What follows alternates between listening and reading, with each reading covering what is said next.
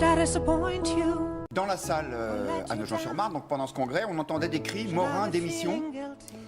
La deuxième chose que je retiens, c'est je suis président d'un parti politique. Je suis là pour faire en sorte que la démocratie interne puisse s'exprimer.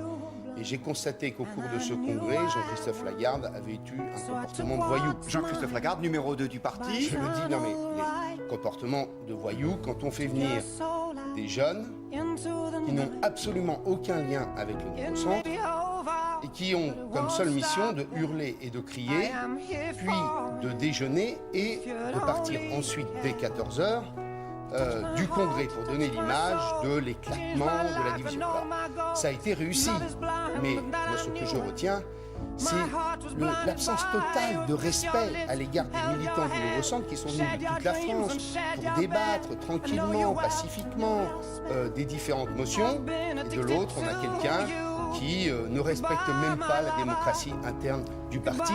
Il devra lui-même en tirer. Bonjour Jean-Christophe Lagarde. Bonjour. Que répondez-vous à Hervé Morin qui vous accuse d'avoir utilisé des méthodes de voyous samedi au cours du congrès extraordinaire du Nouveau Centre pour le déstabiliser? Moi, je pardonne facilement les insultes. Amer et aigri.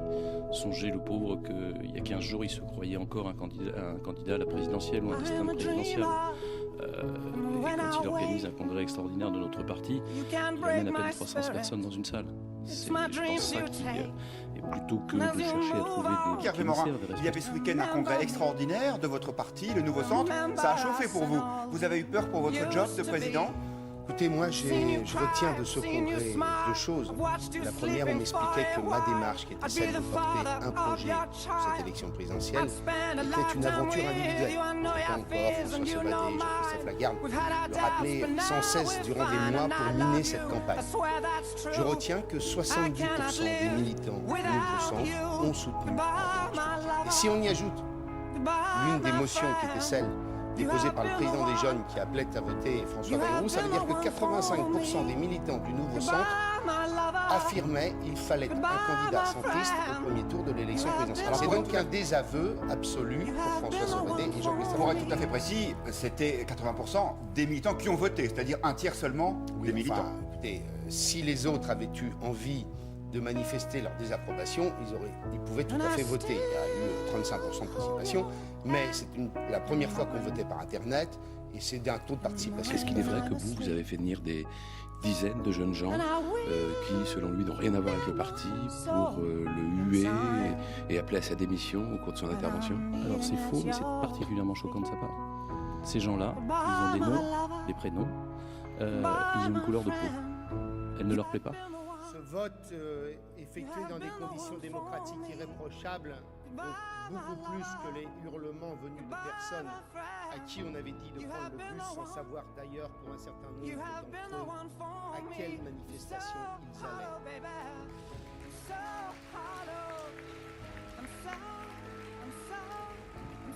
À la démocratie des autobus, je préfère nettement la démocratie réelle, celle faite des militants.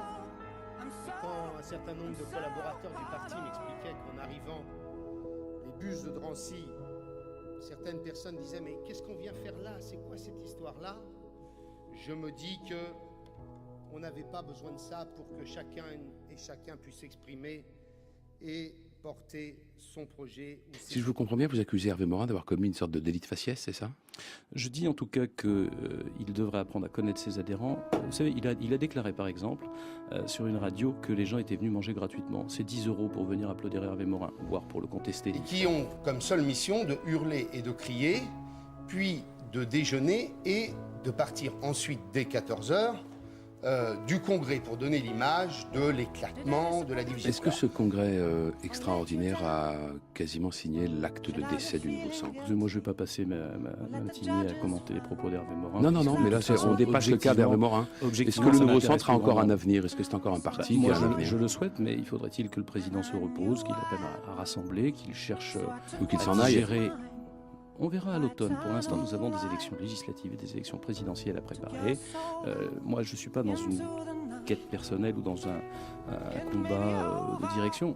François Sauvadet l'a dit, le problème de la gouvernance est posé. Quand vous avez 18 000 adhérents il y a 3 ans, 7 000 aujourd'hui, vous pouvez vous poser les questions.